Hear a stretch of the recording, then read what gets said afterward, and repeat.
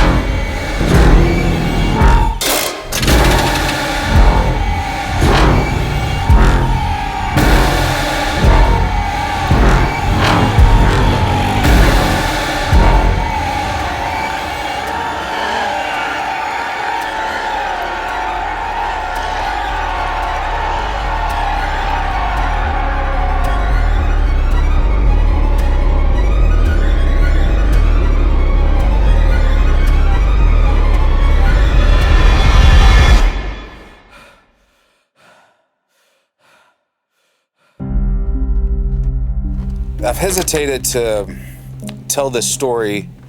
I think the main reason was I didn't want to deter anyone from going and exploring and camping and wheeling in a national forest. But after spending some time thinking about it, I think for me, like, it's a story worth telling so long as I preface it with this.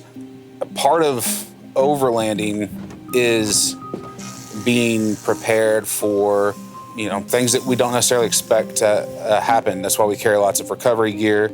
We bring first aid. While it is extremely rare for something like this to happen, I think it is good to have a plan going into this, because I didn't, and it caused this situation to be a lot more stressful and, frankly, scary.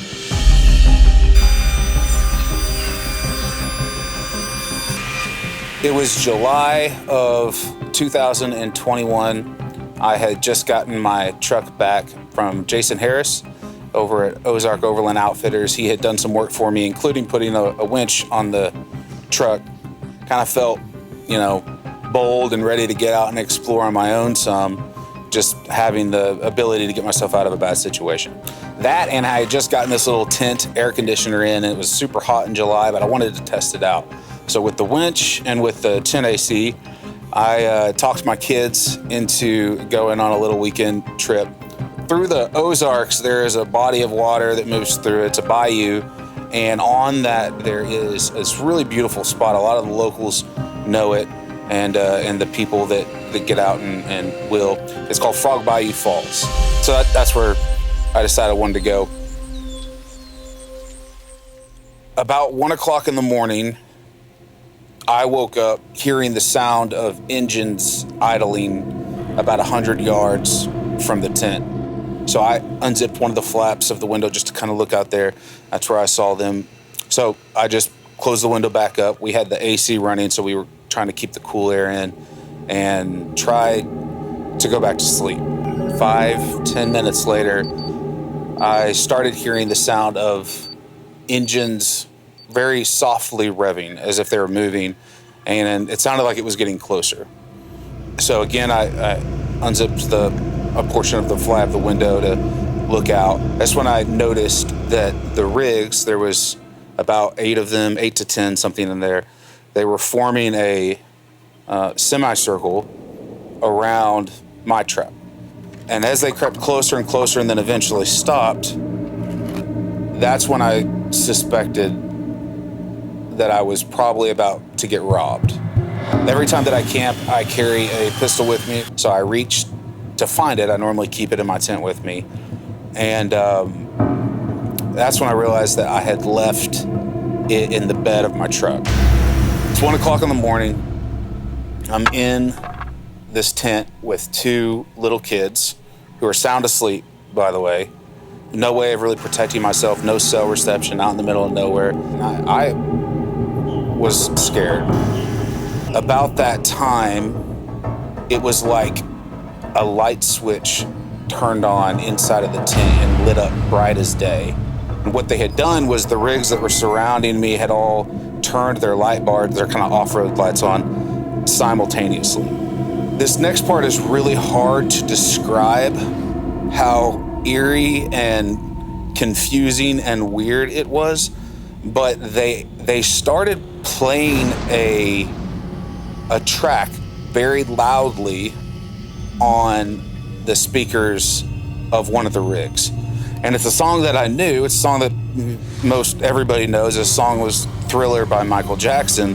But the part of the track they started was actually the very end of the song. So they didn't play any of the beginning, but at the very end of the song, there is this section where there's this guy who, he has like this spooky kind of Halloween voice, and he quotes this line at the end of the song. Darkness falls across the land, the midnight hour is close at hand. Creatures crawl in search of blood to terrorize y'all's neighborhood. And whosoever shall be found without the soul for getting down must stand and face the hounds of hell and rot inside a corpse's shell. The foulest stench is in the air, the funk of 40,000 years, and grisly ghouls from every tomb, and closing in to steal your doom. And though you fight to stay alive, your body starts to shiver, for no mere mortal can resist the evil of the Thriller. Okay, so it's a great song. Everybody loves that song, but in the context, I was scared out of my mind. Try and put yourself in that situation. Okay, they're probably screwing around, but if they're not, like, not just I'm screwed, but like these little kids are in trouble, you know? So it's hard to convey when you're like, oh yeah, some dudes drove up on you, played a Michael Jackson song, and you scared you. You're like, I was in the middle of nowhere with no way to protect myself, no way to, you know, like, that's scary. I went from thinking, okay, maybe I'm getting robbed, maybe this is a prank, to now thinking I'm not getting robbed because they're not being quiet. So it's either a prank or something a lot darker. The audio shut off, all the lights shut off, and went pitch black again. And then that's when they started screaming. The screaming got more and more intense, and then eventually I could hear the sentences that some of them were yelling, and they were saying, come out or we're coming in. You know, at that point I had to make a decision. Either I stayed with my kids, which kind of my instinct was saying, don't leave them, don't be separated from them, or I got out and tried to de-escalate the situation, but then that put me in a vulnerable place. If something happened to me, my kids would be there by themselves, stranded at best, or something bad could happen to them at worst.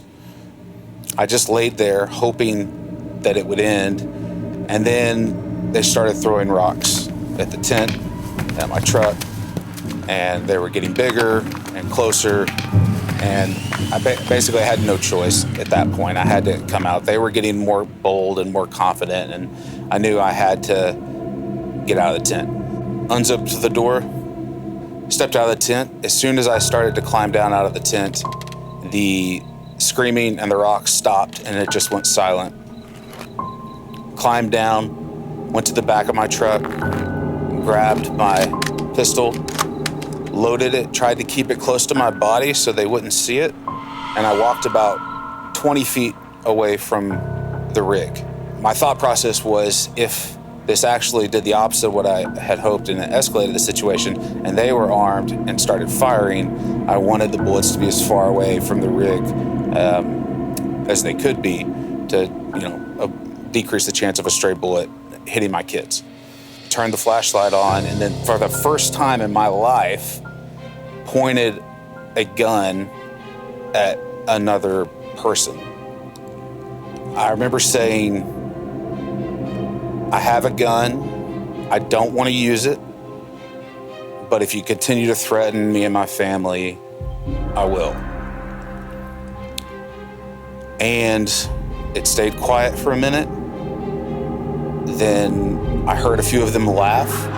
They dumped a bunch of trash and beer cans and different stuff there nearby and loaded up in their rigs and left. For the next, I believe it was about 6 months, I didn't go on another camping trip. Eventually I did, started camping again, but I did not return to Frog Bayou Falls. It was a spot for me that was tied to a memory that I wanted to forget. So I kind of swept it under the rug. Occasionally I would talk to friends about what happened, but I just found that my life was more complicated when I brought the story up. So for the most part, I've remained kind of mute on the issue and tried my best just to forget it and move on. Here's the strange thing.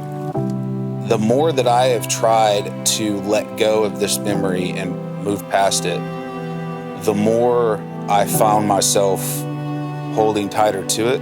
A few years ago, I saw a painting by a French artist, 19th century guy named Joseph Court.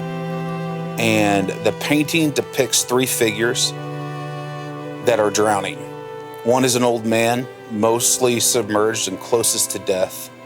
The next is a young woman, less submerged, so further from death. And then finally is an infant who is falling to the water, not yet touched the water, so furthest from death. On a rock nearby is a man, and he's straining to reach towards the old man to save him. The old man was the father, who represented the past. The young woman, the wife, who represented life. And the infant was the son, who represented the future. Joseph Court was basically saying that the man that clings to his past ignores his future and harms his own life. I remember when I was looking at that piece of art, I realized that that's what I was doing. My attempts to sweep it under the rug had only brought it more to the forefront, and I was just holding on to that past so much that it was causing me to be paranoid about things that I shouldn't have been, causing me to avoid places that I loved. It's been a few weeks now kind of marinating on that image, and I know kind of like inside that in order to really move past this and to put this to bed, I've got to face it head on. That's why I know I have to go back.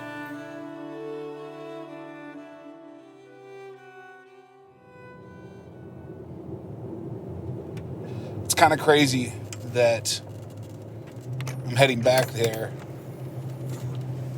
It's a funny thing to talk about it, because I know that this is not a big deal to like 99% of you, or probably 100% of you. Until you have an encounter, regardless of whether it's wheeling or, just in life in general, when you have an encounter where, something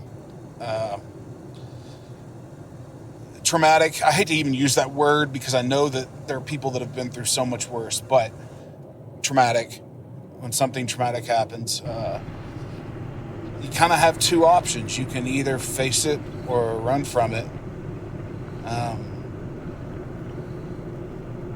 And so this is me doing what I think is right. Not me doing what I want to do. Especially a July day where temperatures are 96 degrees. But the truth is that the main reason I don't want to go back there is just, I don't know, I've let 2 years of this affect my psyche.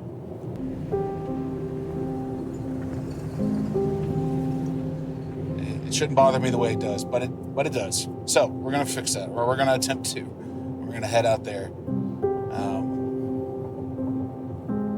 See what happens.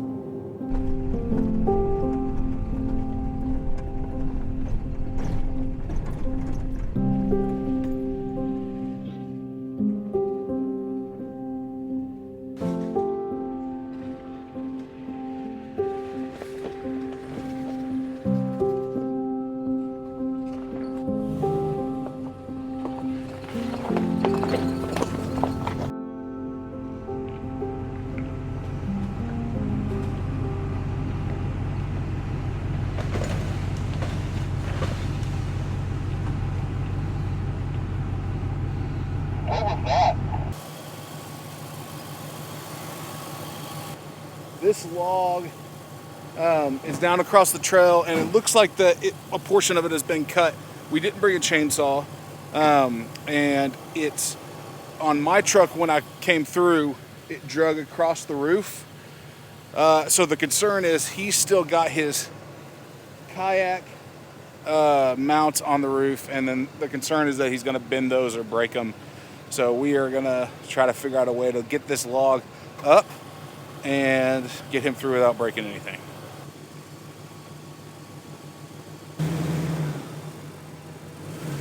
All right, go. Wait. All right, listen. Stay as close to that side as you can.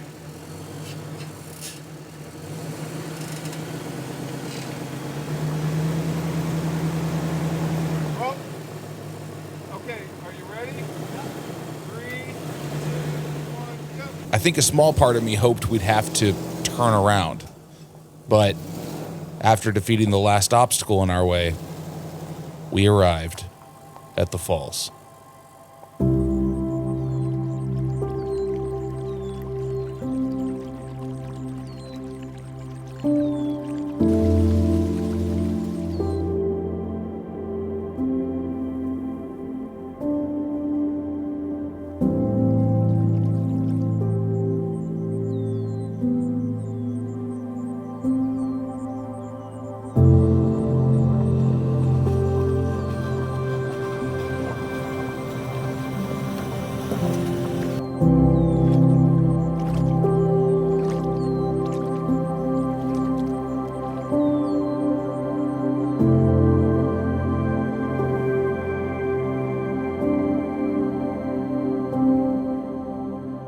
So you can really see it right here, like whenever we came down here 2 years ago to the week. That's crazy. It was actually this week, 2 years ago. But we had picked this spot right here, and I was backed in here, camped right here.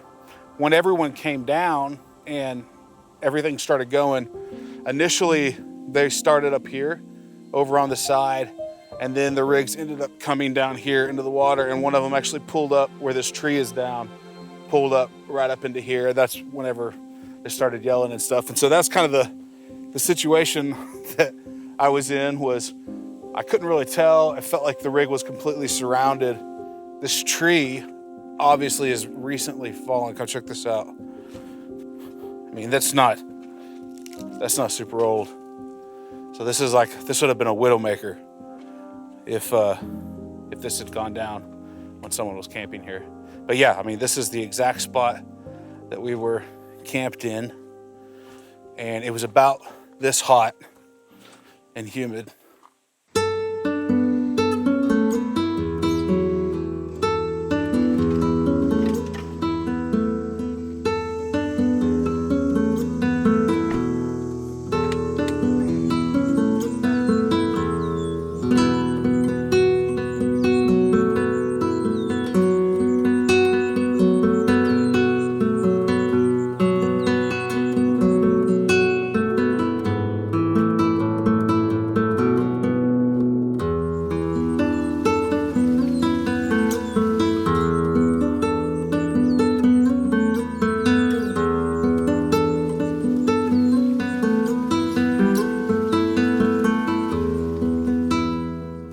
It's hot, I don't particularly love to cook. So I was talking to Summer and said, you know, whatever I bring to cook, it's got to be super simple, something I can throw together fast. So that's what we're doing. First things first, Pruitt Knives of Valor. This is a butter knife, Arkansas butter knife.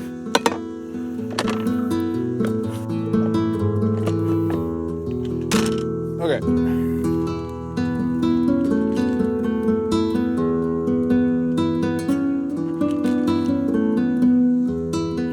Sure, when Michael designed this knife, this is the exact purpose he had in mind. Some knives are longer than others. Call that good. Call that good.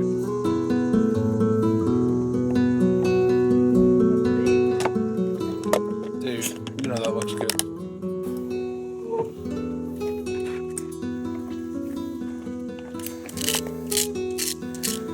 I like salt on tomatoes, and I like pepper on everything. Man, that looks good. That looks really good. Here we go.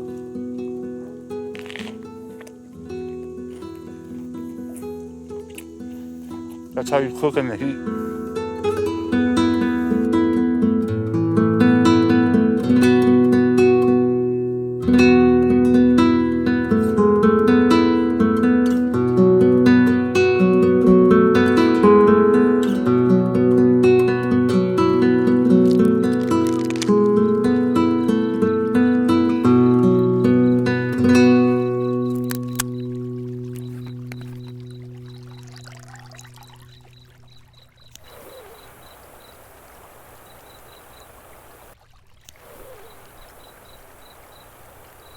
I've had 2 years to think about what it would be like coming back here. You know, it's not necessarily something that I thought I was gonna do. I love to wheel, I love to camp, and it hasn't stopped me from getting out. It just, for some strange reason, it's been this spot in particular that I have avoided. Just been here a few minutes. We hear the rig pulling up here, and I think that was good. I love that it was a side-by-side, and I love that we had to deal with that because it took my kind of unease or anxiety, whatever word you want to assign to it. It took that sensation from like a 8 down to like a 3.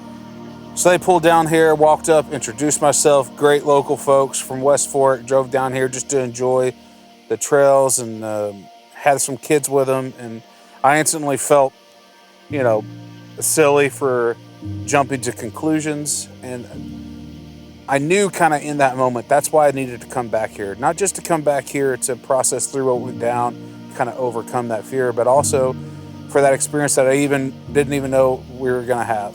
It's so easy to think back on these sorts of things rationally after the fact.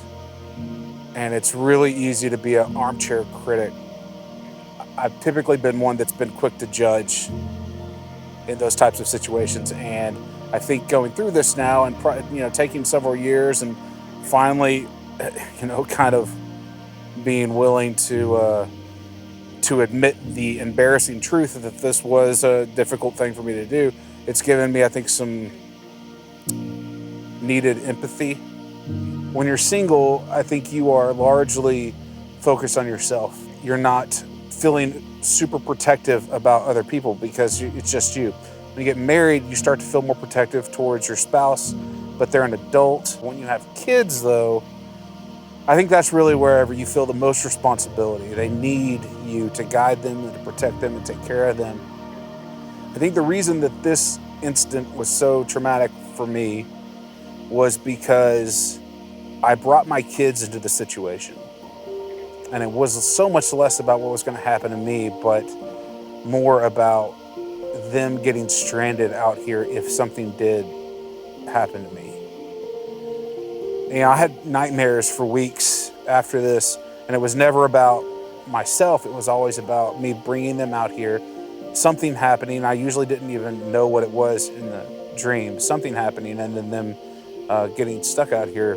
I think that's kind of, as a parent, probably most people can relate. That's like the worst feeling, that your child would be abandoned and it would be your fault. So I think that's why it was important for me to come back here. That's why I wanted to do this at the end of the day. I'm glad we're here.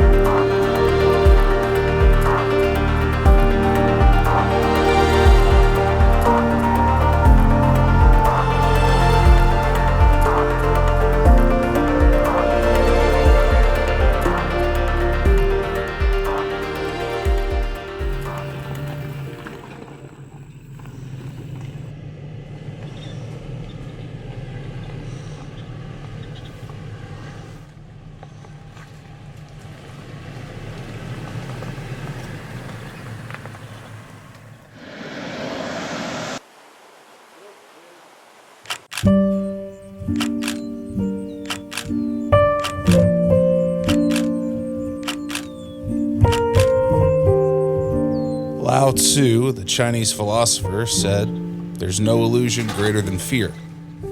I think he's probably right. The mind is a funny thing sometimes. It likes to let trauma steep in a back room somewhere in the subconscious. Back there it brews and expands until it outgrows its space. Next thing you know, it's invading every thought, every moment, and eventually every relationship. We can't control the actions of others, but we do choose what gets free rent in our minds. You can't erase a memory, but you can make the trauma pay. We do this by facing it. Going through the uncomfortable process of digging in doesn't make painful memories go away. The fear is still there. What it does is it exposes you to a valuable truth. You control your actions.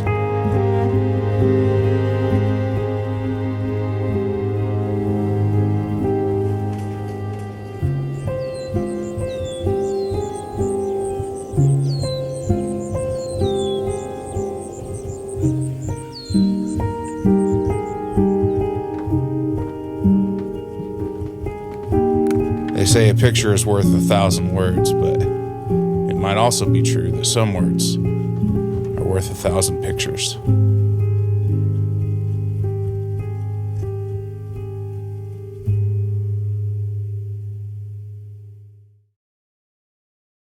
Man, we've got some cool stuff right here in our backyard, here in Arkansas. And honestly, wherever you live, you probably do too. So get out there and enjoy it.